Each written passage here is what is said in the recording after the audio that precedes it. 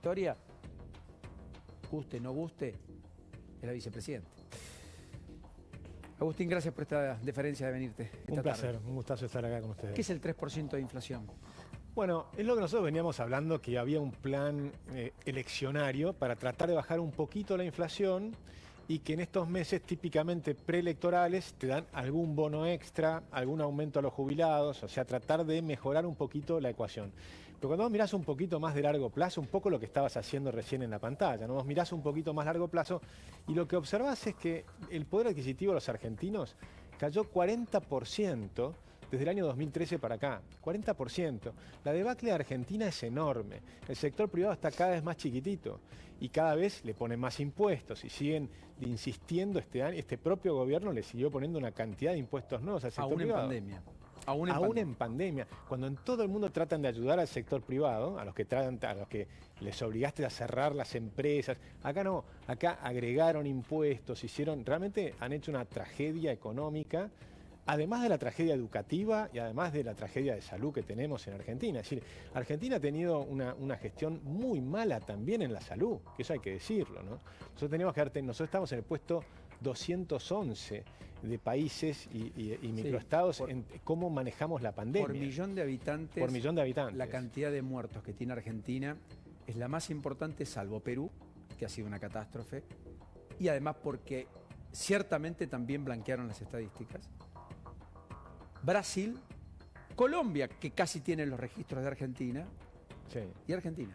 República Checa es el otro país con más de 10 millones de habitantes que tenía más muertos por millón de habitantes, pero ya no los tiene. Exacto, cuando mirás el mundo... Superamos entonces... a Gran Bretaña, superamos a Italia, superamos a España, superamos a Estados Unidos, superamos a todo aquello que nos espantó en algún momento. Sí, cuando nosotros decíamos que la cuarentena cavernícola no era la solución, destruía la economía y no te solucionaba el problema. Hoy lo tenemos muy claro.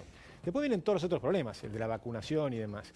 Pero de fondo, la Argentina lo que tiene, me parece, Paulino, es un esquema populista que viene ya de hace mucho tiempo agravándose, pero que se va acumulando. Porque una cosa cuando vos decís, hace 70 años atrás, bueno, pongámosles impuestos a los ricos para darle a los pobres. Bueno, Argentina era muy rica y demás y estaba solucionando un problema y te decían, sí, lógico. Pero cuando te lo siguen diciendo 180 impuestos después, cuando el sector privado argentino ya no funciona, cuando es cada vez más chiquitito, cuando se te escapan los empresarios, esta semana se fueron otras 3 empresas, pero todo el tiempo se te están yendo, se te van los más ricos y ya cada vez tenés menos a quién sacarle y el resultado del otro lado fue un aumento fenomenal de la pobreza. Entonces es evidente que este sistema no funciona. Sí. Yo no sé cómo es posible que todavía haya una parte importante de los argentinos que no comprendan que este sistema no funciona, que hay que cambiar completamente el sistema económico y rentístico de la Argentina. Me impactó la definición de Constantini, que ya había sido muy crítico en los últimos años del gobierno de Macri. Dijo hoy algo que yo lo ponía como uno de los ejes que nos va a acompañar durante el día, no sé si vas a compartir. Dijo, miren, ¿cómo veo a la Argentina? La veo mal, como siempre, pero peor. Exacto, está buenísima. Es así, porque es lo que digo, vos venís en una declinación. Lo que pasa es que los errores que estás cometiendo se montan por encima de todos los errores anteriores. Porque también fracasaron los gobiernos anteriores, porque no cambiaron, el sistema económico es el mismo. Macri, que decía cambiemos, en realidad no cambió de sistema económico, mantuvo los altos impuestos. Fíjate la primera medida del gobierno de Cambiemos. Nosotros decíamos, hay que achicar el Estado, se había agrandado demasiado la burocracia, de 8 ministerios habías pasado a 15. ¿Cuál es la primera medida del gobierno? Nombrar el gabinete. ¿Y qué hizo? Aumentó la cantidad de ministerios, pasó de 15 a 23, porque tenías 21, más los 2 supercoordinadores, Lopetegui y Quintana, ¿te acordás? Entonces, evidentemente la dirección que tomó desde el inicio fue errónea, por eso le fue mal. ¿Podemos escuchar al presidente cuando habló ayer? A propósito de la inflación, 3%, el dato efectivamente de julio, es la foto, la película es más gravosa, 51,8% anualizada, en los últimos 12 meses, contando para atrás. Alberto Fernández dijo, quizás con la criptomoneda podríamos hacer algo para bajar la inflación, pero lo dijo así. Que YouTube iba a ser lo que es. ¿Pero pensaría en una cripto como moneda de curso legal en Argentina, como hizo El Salvador, o en una moneda digital como hacen muchos bancos centrales? Todo es posible. Dicen que la ventaja de eso es que el efecto inflacionario se anula en gran medida. también es cierto que genera inseguridad, porque ya se han verificado algunos desfalcos y algunas estafas con la utilización de criptomonedas. Es un tema de cuidado. Yo no quiero aventurar demasiado porque ahí se mezclan cosas, se mezcla lo económico, lo tecnológico, la transparencia y lo no transparente. Pero no hay que negarse. ¿Podría evitar el impacto de la inflación? A ver, las criptomonedas nacieron en contra de los políticos, en contra de Fernández, en contra de estas personas que lo que hacen es... porque hay que entender qué es la inflación. La inflación es una estafa, es imprimir billetes, pero que los distribuyen los políticos a los billetes. Entonces la inflación es una estafa contra el obrero. Y esto lo sabían desde la historia los de derecha y los de izquierda, porque en los socialistas argentinos del siglo pasado, vos lees a Enrique Dickmann, a Juan B. Justo, que eran tipos... Eran liberales, ¿no? Eran socialistas. Sí, pero liberales en lo económico. Es que entendían de economía. Eran socialistas que eran profundos conocedores de la economía. Y decían, si vos creás un banco central que imprima billetes, le vas a robar al salario del obrero. Pero es obvio. Si vos tenés, es como cuando... es lo mismo que hacían los reyes cuando tenían las monedas de oro y limaban y le sacaban el oro y decían sigue valiendo lo mismo. Ahí te pareces a Milei diciendo que el gran fracaso de la Argentina es haber creado el Banco Central. El Banco Central fue un fracaso de entrada, eso está en las discusiones. ¿Y qué te separa de Milei?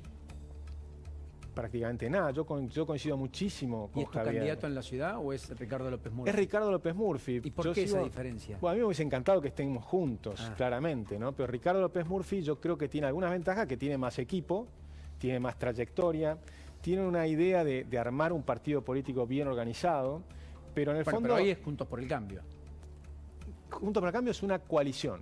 Correcto. No es el partido es Republicanos Unidos. Y hay algo que yo todavía que critico incluso a Republicanos Unidos, que no hemos logrado todavía, pero que espero que logremos el año que viene, que es eliminar la lista sábana, lo que vos hablabas recién. Porque las listas sábanas es un tema que hace 20 años yo vengo luchando contra eso, ¿no? Que es eliminar la ley que pone estas famosas listas y volver a lo que alguna vez tuvo la Argentina, que votabas por un diputado.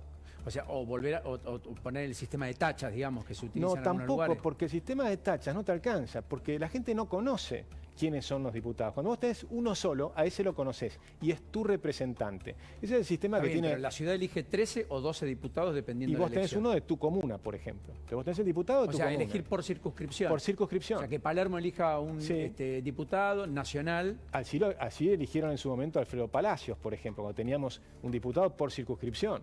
Entonces puedes elegir una persona que ya no es tanto por ideología, sino porque la persona sabes que es honesta, sabes dónde vive, sabes que el tipo piensa bien. Le devolvés el criterio de cercanía. Absolutamente. Y de representación.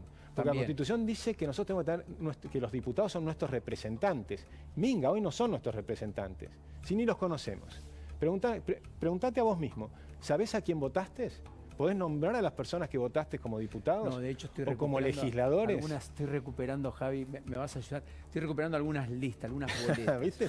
Pero es que son es así. Impresionantes. Entonces, se conocen de los 257 diputados, habrá 10 o 15 que son conocidos.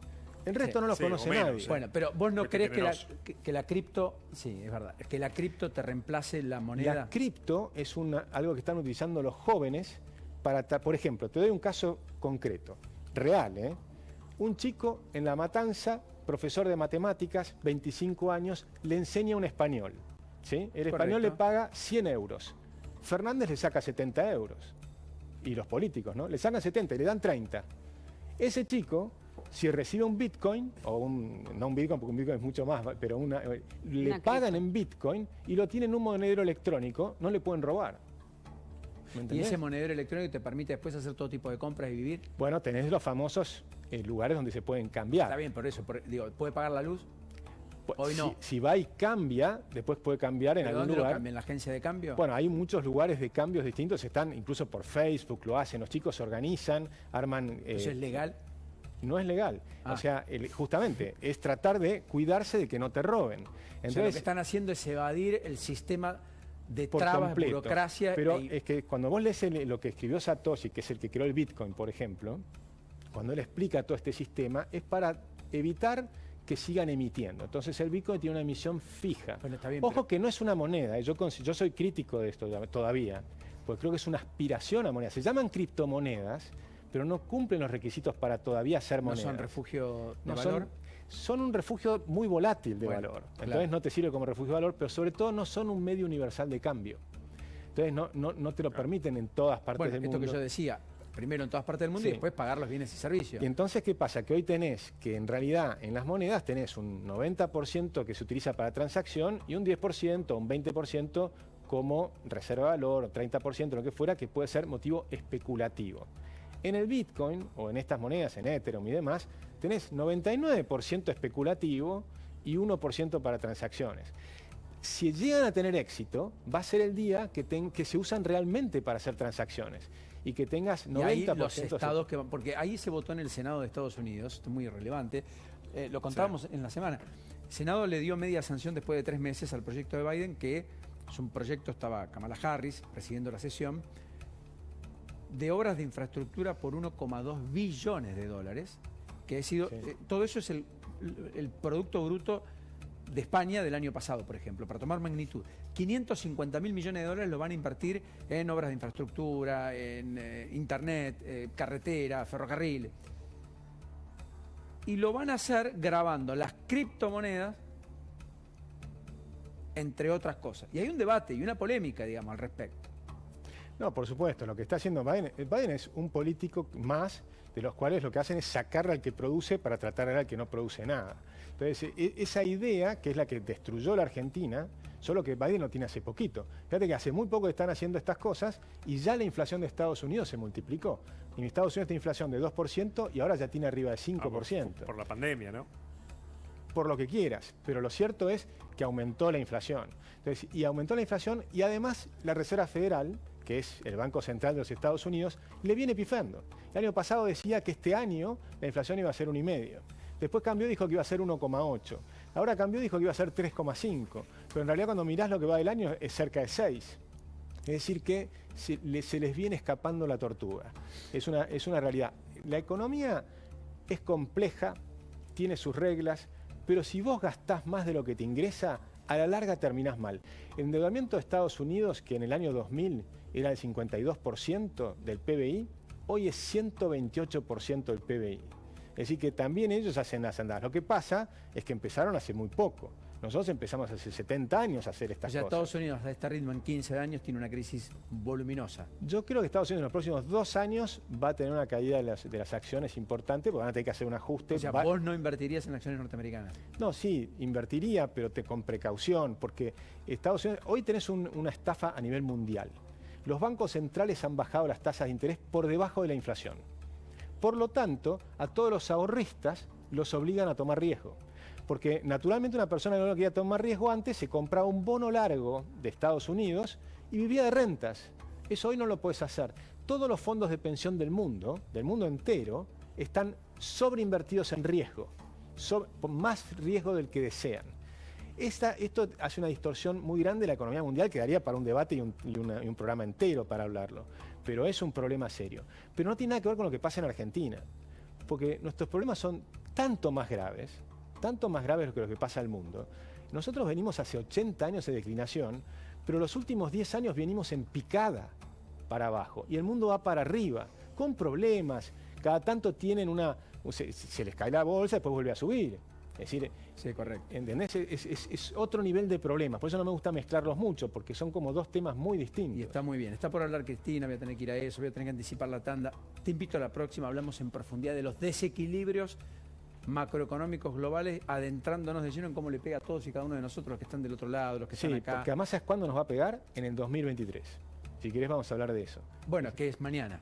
Es mañana. Parece larguísimo, porque en la Argentina 2 años es una eternidad, pero la verdad que en la vida es mañana. Así es.